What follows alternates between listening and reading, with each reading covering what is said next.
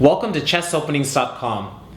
Today I'm going to introduce main ideas in the Queen's Gambit, which begins with the moves pawn to d4, pawn to d5, and pawn to c4.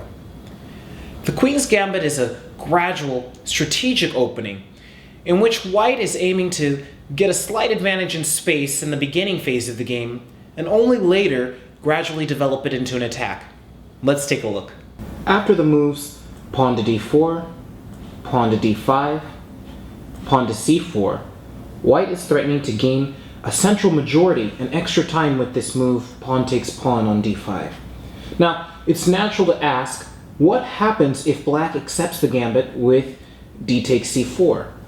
In fact, this is no longer a very popular option, but it's still quite viable, and it's known as the Queen's Gambit Accepted, or the QGA for short. And this is exactly what I'd like to talk about today.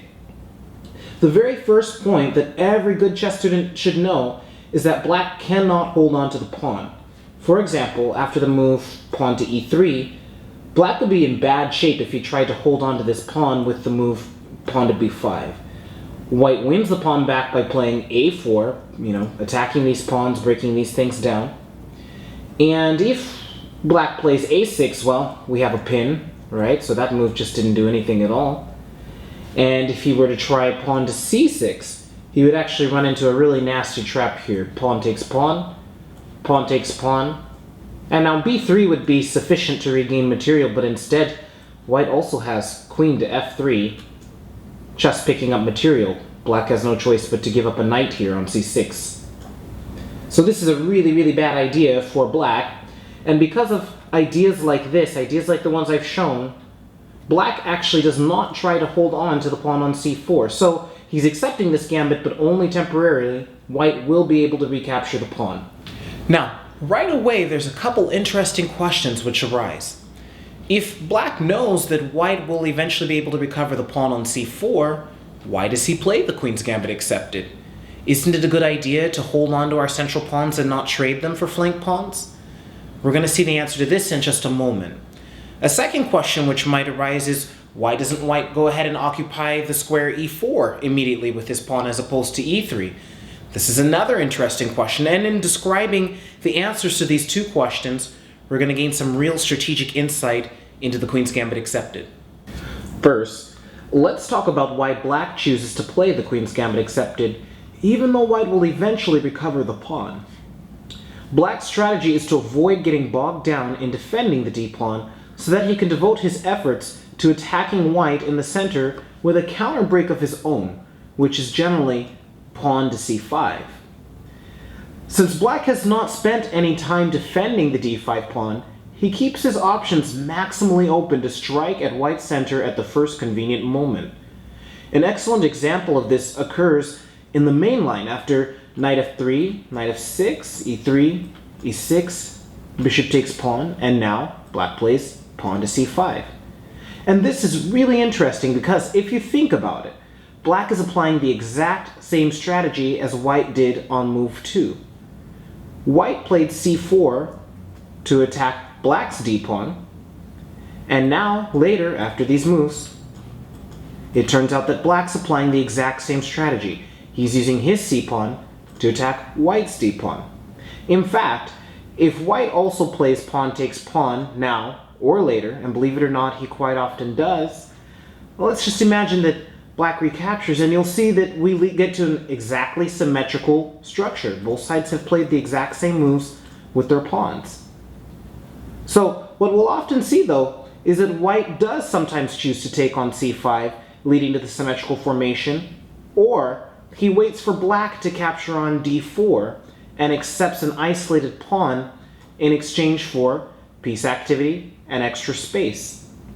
This second strategy is a bit more popular than capturing on c5. Now, we've begun to touch on our second question, which is, why doesn't white just go ahead and occupy the e4 square with his pawn after black played pawn takes pawn? And as we just saw, white is anticipating that black is going to attack the d4 square with pawn to c5.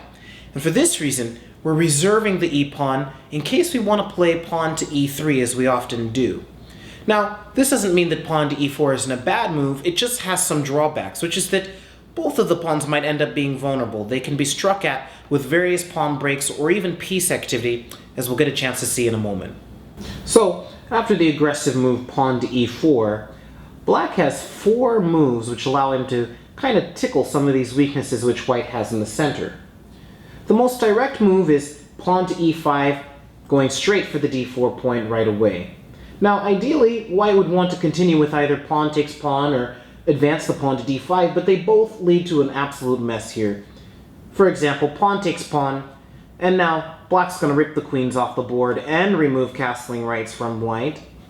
And he shouldn't really have any problems recovering this e5 pawn, and he's going to play, for instance, bishop g4, and he's going to castle queenside, and this is already an unpleasant situation for White, who just, the king is floating around in the center, and we've lost control over the position very quickly.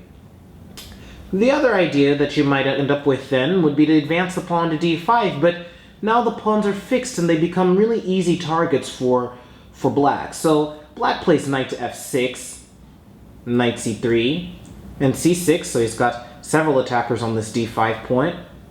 White captures on c4, and it looks like maybe we've consolidated things. Maybe we've held on to some advantage here, but Black has a great maneuver here. He just plays pawn to b5. And we can't afford to put our bishop anywhere but b3 because we've got to keep observation of the d5 pawn. So bishop b3, but now just pawn to b4. And these pawns are looking very shaky. It's going to be very difficult to find a way for White to find adequate compensation for this attack on his center. So it's very difficult to play in these ways, but theory suggests that White is doing okay and maybe even still has a slight advantage if he just plays knight to f3 in this position. And I want to emphasize that again, this position is perfectly viable for White. It's just not the most popular, classical way for White to play against the Queen's Gambit accepted. To give you some other ideas, let's look at knight to f6 attacking the e4 pawn. And this is baiting White into playing e5, as he quite often does. And now knight d5, bishop takes pawn, knight b6, bishop to b3, knight c6. This sets up a funny little trap, which is that if we play knight to f3, Black's ready to pin us and continue the attack on the pawn. So White often plays knight to e2 here, avoiding the pin. Then now bishop to f5, knight bc3, e6. This is starting to look good for Black. Black's got his bishop out of the pawn chain. He's fixed the pawns, so he's ready to always attack at some point with f6, these pawns here. And so White often plays a3, avoiding maneuvers on the b4 square. Queen d7, castle short, castle's long. And after bishop e3, pawn to f6. And again, by baiting these pawns forward into fixed positions, Black has managed to get an attack on these pawns. This is not a bad position for White. Again, it's just a little bit different from the classical situation which we're trying to get with White with the Queen's Gambit accepted. And this more or less starts to explain why White often refrains from pawn to e4. Now, another quick thing I want to discuss here is that White often doesn't even play pawn to e3 right away. And this is because Black has a little trick that I really don't want to describe too much in this position, but he can play pawn to e5 here. And this creates some funny little issues for White that that he really doesn't want to answer. So after all that explanation, we now understand why White's preferred move in this position is knight f3. He's going to play e3 next move, but he's eliminating tricks pawn to e5, and he's going to play this more gradually. He's not going to just try to blow Black up in the center right away. He's just going to gradually rely upon his space advantage in the center, a very classical strategy. And now after the standard book move knight f6, we play e3, intending to regain the pawn. And now after e6, bishop takes pawn, c5, Black has executed his central thrust. White's standard response here is to castle kingside. And now this is a situation for Black. He needs to figure out how he's going to continue his development. Again, if he develops just, for instance, bishop e7, this looks like a great time to capture on c5, as we'll discuss in a moment. So Black's not that excited about moving the bishop quite yet. Instead, his most common move is a6, preparing to bring out the light squared bishop with pawn to b5 and bishop to b7. This is one of the key positions in the Queen's Gambit accepted. Now, in this key position, there are several ways white can continue, but they tend to fall into two categories. Those in which white captures on c5, and those in which white waits for black to capture on d4. Now, if white captures on c5 right away, he already gives black a couple little headaches. After, for example, bishop takes pawn, queen takes queen, and king takes queen. Black's king is in the center. This gives white the chance to develop his rook with tempo, harassing the king. And secondly, white retains his white to move. It's not a lot in this position, but it's actually enough for white to drum up some serious attacking chances if he knows how to handle the position. And the theory revolves around whether black can attain equality in this position, or whether white can get a nagging advantage that he can use towards the endgame. White has another method to handle these positions. He can encourage black to take on d4, since after pawn takes pawn, he gains scope for his bishop on c1, as well as a half-open e-file. This leads to the famous isolated queen's pawn situation, which we've talked about so much in these videos. The pawn may turn out to be weak in the long run, but in the short run, it's great for providing white's pieces with outposts, open files, and with attacking chances. Of course, since it's white's move in this position, let's show an example of one of the main lines, which continues a4, getting rid of this b5 idea, knight c6, queen to e2, very logical move, preparing to bring the rook to d1.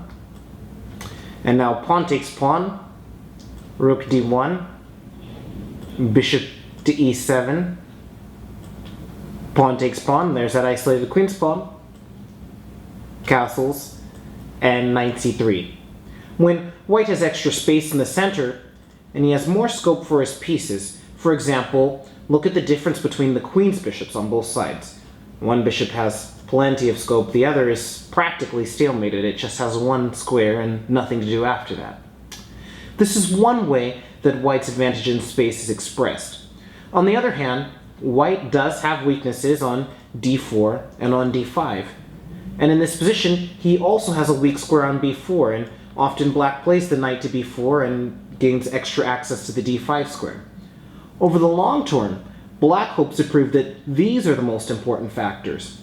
And so the theory here is a struggle as to whether white's attacking chances will eventually win out, or will black be able to play for an endgame and control of the center and eventually prove that this is a weak pawn. There are some other popular and interesting ways for white to play against the Queen's Gambit accepted, but I hope that in this video we've managed to look at some of the most important ones and get a really good idea for some of the strategic content of the Queen's Gambit accepted.